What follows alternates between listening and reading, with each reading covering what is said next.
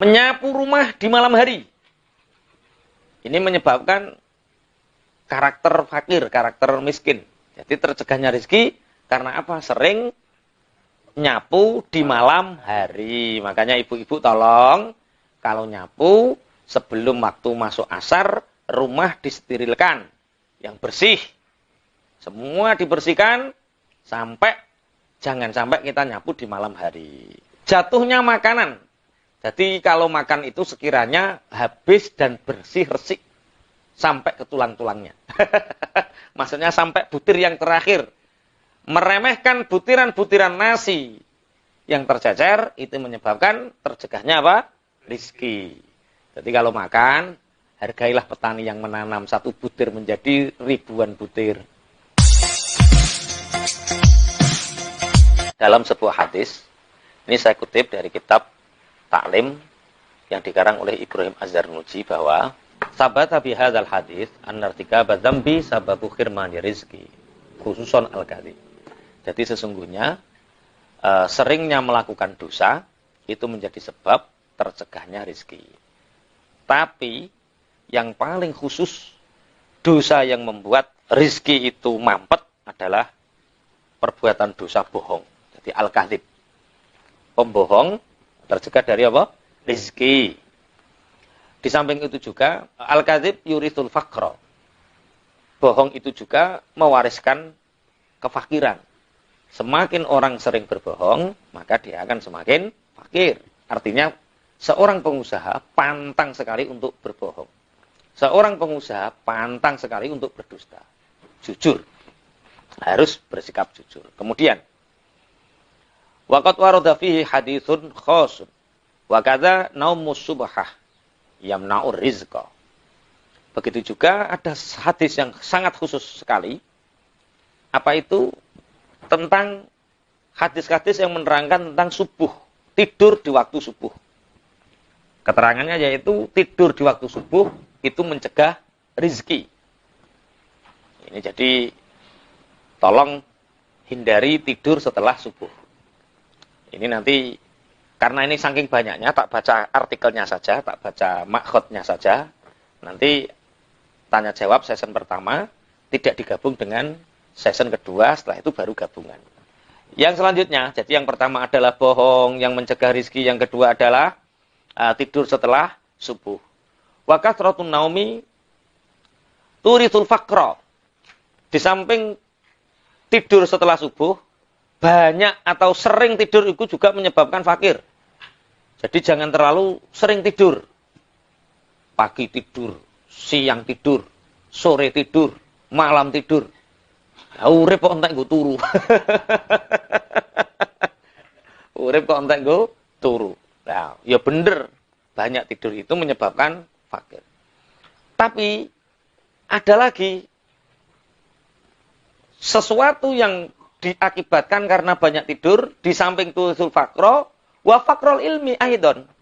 Juga orang yang sering tidur itu fakir ilmunya. Artinya fakir ilmunya itu tidak bisa diajak untuk belajar. Makanya ada satu syair, wakilah ini dari Sayyidina Ali, wakilah dari yang lain yaitu jangan kalian perbanyak tidur. Sururun nasi fi lubsil libas wa jam'ul ilmi fi tarkin nu'as. Bahagia sekali orang yang bisa memakai pakaian dan mengumpulkan ilmi itu di dalam meninggalkan ngantuk. Jadi wong nek sering ngantukan ya ora oleh ilmu, wong nek iso nganggo pakaian sing apik iku ya iso ayem. Tapi begini, jadi orang itu harus orangnya baik walaupun pakaiannya baik. Bisa jadi pakaiannya baik, orangnya baik tapi pakaiannya tidak baik. Misalkan ibu melamar seorang laki-laki itu seneng wong yang ganteng pakaiannya elek, apa wong yang elek pakaiannya apik. Milih sing dikira-kira. Ya kudu wonge sing apik timbang pakaiane. Kuwi ora pilihan jenenge. Iya. Nek wong apik, wong ganteng iku ora usah pakaian lak ya ketok ganteng. Oke, dilanjut. Jadi orang yang ingin ilmunya tambah, itu tinggalkan ngantuk. Satu, penghambat rezeki tadi apa? Bohong. Yang kedua, tidur setelah subuh. Yang ketiga, karena banyaknya tidur. Kemudian, Ibrahim Az-Zanurji lagi menambahkan yaitu, wan naumu uryanan. Tidur dalam keadaan telanjang, itu menghilangkan rezeki. Makanya, ulama-ulama itu memberi petunjuk kepada kita, kalau kita tidur, pakailah celana yang obrong-obrong. Pakai baju atau kaos yang sekiranya kita itu tidak membuka aurat. Jadi tidur telanjang itu menyebabkan tertutupnya rezeki. Wal baulu uryanan.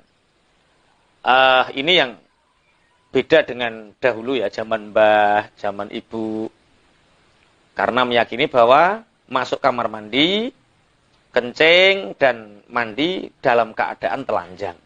Itu juga mencegah rezeki. Dulu ulama-ulama itu kalau mandi itu pakai pakaian. Jadi ada khusus, dan ini di tradisi pesantren masih banyak terjadi karena memang ngajinya seperti ini. Jadi dulu saya saat masih di pesantren biasa, jadi ada baju khusus mandi. Jadi sarung, kaos khusus genggu gabyuran terus. Nah, saiki duwe bojo iki rada tertib. Wong ning jero kamar mandi wae, enggak ada yang tahu alasannya gitu. Tapi kita tetap hati-hati. Jadi kencing telanjang, tidur telanjang itu menyebabkan tercegahnya rezeki. Kemudian wal aklu junuban. Yang mencegah rezeki selanjutnya adalah makan dalam keadaan junub. Habis dengan suami, habis dengan istri, kemudian belum mandi jenabat, sudah minum, sudah makan. Nah, itu menyebabkan tercegahnya rezeki. Bagaimana kalau sudah sangat kebelet ingin makan? Ya wudu dulu. Wudu dulu baru makan. Kemudian wa muttaqian ala jambin. Senden. Nah, seperti Pak Eko ini, seperti Pak Eko. Nah, menengi Pak Eko. Wah, muttaqian ala jambin, ini menyebabkan fakir ya. Posisi seperti ini, maksudnya senden bisa jadi tangan di belakang satu, bisa jadi tangan di depan satu, bisa jadi senden yang muttaqian ala jambin. Jadi senden yang sasiseh. Lah, wis plek Pak Eko tadi. Jadi senden di satu sisi. Nah, itu menyebabkan fakir. Rizkinya tercegah. Walah. Kemudian watahawanu bisikotil maidah. Yang mencegah rizki lagi adalah meremehkan jatuhnya makanan. Jadi kalau makan itu sekiranya habis dan bersih resik sampai ke tulang-tulangnya. Maksudnya sampai butir yang terakhir. Meremehkan butiran-butiran nasi yang tercecer itu menyebabkan tercegahnya apa? Rizki. Jadi kalau makan, hargailah petani yang menanam satu butir menjadi ribuan butir. Hargailah petani yang traktor, yang banyoni dan lain sebagainya. Ha? Yang macul, watahawun, bisikotil, ma'idah. Ini menyebabkan, dicatat ya, nanti biar enggak anu. Kemudian, waharku qasril basori. Membakar kulit bawang putih. Nah, ini yang ibu-ibu rumah tangga, kalau bawang putih, tolong jangan dibakar. Tapi diapakan? Kalau ada sampah yang sekiranya ditanam, dipendem.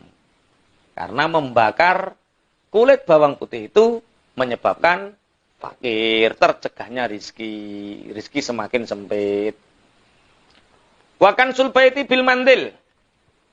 Dan membersihkan rumah dengan mandil. Mandil itu sapu tangan. Jadi misalnya gini, ada kotoran di rumah yang digunakan bersihkan sapu tangan. Lap. Ya mestinya disapu, dipel gitu. Jadi jangan menggunakan lap yang kita pakai untuk ngelap kotoran. Paham ya maksudnya ya? Tisu itu kan ora dienggo keseharian. Ini mantil itu sesuatu yang kita gunakan keseharian, yo kanggo ngresik awak, yo kanggo ngresik omah lah itu. Kan jorok toh. Jorok sekali. Kemudian wakan sulbaiti bilaili. Menyapu rumah di malam hari. Ini menyebabkan karakter fakir, karakter miskin. Jadi tercegahnya rezeki karena apa? Sering nyapu di malam hari. Makanya ibu-ibu tolong kalau nyapu sebelum waktu masuk asar, rumah disterilkan. Yang bersih. Semua dibersihkan sampai jangan sampai kita nyapu di malam hari. Kemudian watarkul kumamati fil baiti. Meninggalkan omahe sang-sang melanding ning omah. Apa sang-sang melanding bahasa Indonesiane? Sang-sang melanding iku lho sing ning pojok-pojokan rumah, sawang. Kalau monggo itu apa bahasa Indonesiane? Sarang laba-laba. Ya, sarang laba-laba. Meninggalkan sarang laba-laba di dalam rumah. Itu mencegah turunnya rizki. Malaikat rahmat itu nggak masuk, nggak seneng kalau rumah itu ada rumah laba-labanya. Berarti memang karakter orang kaya, orang-orang yang didesain oleh Allah untuk kaya itu memang desainnya seperti itu. Rumah saja nggak boleh ada kalau monggo. Sebelum maghrib, rumah harus bersih. Itu berarti orang yang betul-betul berkarakter kaya.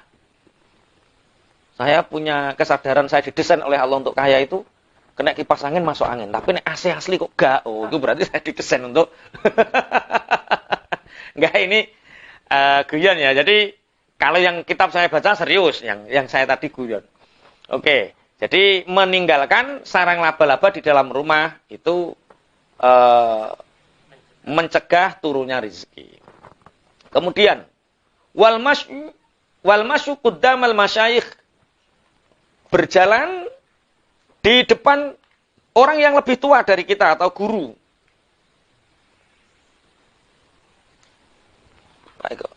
Berjalan di depan guru, berjalan di depan masyayikh, orang yang lebih sepuh. Ini menyebabkan fakir. Jadi kalau jalan lihat-lihat. Kalau ada orang yang lebih sepuh, jangan berjalan di depannya, tapi di belakang. Ini termasuk keterangan ini yaitu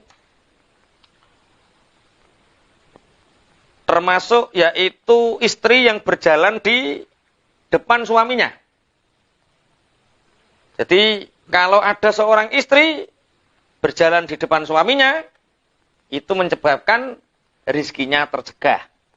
Jadi Mas Dimas, Pak Eko, kalau istrinya berjalan di depannya langsung cekel pundak langsung geret ngguring ini lho. Sing dareh nyebabno rezekiku ngono. Wong wedok kok cenanalan mlaku ning ngarepe sing lanang. Nah, itu menyebabkan rezekinya dicegah. Kemudian wanita ul abawaini bismihima. Memanggil nama ibu bapak dengan nama aslinya. Jadi nek manggil uga ayah, nek manggil uga papa, nek manggil uga ibu, tapi dipanggilkan nama aslinya. Sana ikut Papa Kofik, sana ikut Papa Kofik. Lah, itu menyebabkan fakir ya, tercegahnya rezeki. Ya papa ngono tok, gak usah ditambahi Papa Kofik. Mama ngono tok, gak usah tambahi Mama Nimas. Yo mama ngono tok ae. Memanggil dengan menyebutkan nama asli kedua bapak ibunya, itu menyebabkan fakir.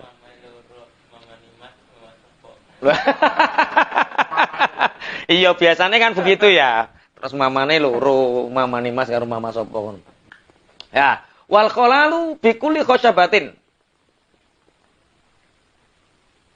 Apa selilit iku apa jenengane? Nyelan-nyelani untung nganggo selilit itu apa namanya? Selilit. Bahasa Indonesianya selilit ya. Hah? Nah, menggunakan tusuk gigi dengan semua kayu. Misalkan wayah di dapur dicukup nggo selilit, wayah apa lah itu enggak boleh. Kalau ya sembarangan menggunakan tusuk gigi. Nah, itu tusuk gigi itu harus yang tusuk gigi itu. Kalau sembarangan itu menyebabkan tercegahnya apa? Rezeki. Wa ghuslul yati bitini wat turab. membasuh tangan dengan debu dan linet. Jadi biasanya membasuh itu ya membersihkan tangan itu harus dengan sabun, harus dengan sesuatu yang sekiranya lebih bersih. Tidak menggunakan yang berbau turab dan tin, yaitu linet karo lebu. Lah iki sing anu. Wal julusu 'alal atabati. Duduk di atas atabah. Kalau atabah itu artinya yaitu apa? Yo, centelane lawang lho apa? Bahasa Indonesia apa? Lah ngono lho. Beranda ya. Duduk di beranda pintu. Jadi pas duduk ning tengah-tengah lawang. Ya, duduk pas di tengah-tengah pintu. Itu menyebabkan rizkinya tercegah. Kemudian wal ittika ala ahadi zaujayil bab. Ini juga senden di salah satu daun pintu. Jadi nek dek meng duduk pas ning tengah-tengah lawang, tengah pintu, nek saiki jadi ini pintu, sini pintu, kita di tengah seperti ini ya. Menghadap ke salah satunya. Kemudian sing nyegah rezekiku sak mene kae cah. Masyaallah. Wa tawaddu fil mabrozi.